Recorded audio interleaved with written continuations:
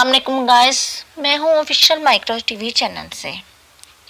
आज मैं आपके लिए माँ नहीं सास हूँ मैं का न्यू प्रोमो लेकर आई हूँ, एपिसोड नंबर 94। उससे पहले हमारे चैनल को सब्सक्राइब कर लें, बेल आइकन के बटन को दबा दें ताकि नई आने वाली इंफॉर्मेटिव वीडियो आप तक पहुँच सके।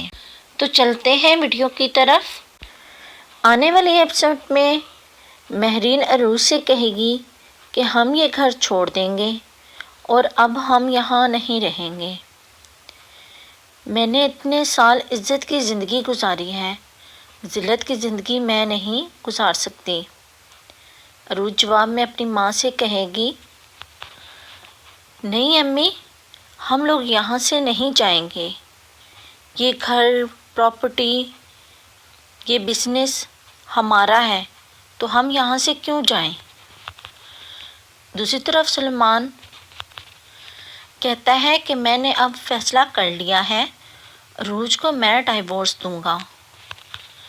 शाइस्ता को ये बात पता चलती है तो वो सलमान से कहती है कि अगर अरूज गई तो उसके साथ सब कुछ भी चला जाएगा, और फिर सलमान को परेशान देखकर उसे कहती है, तुम परेशान ना हो, एक प्लान है मेरे पास।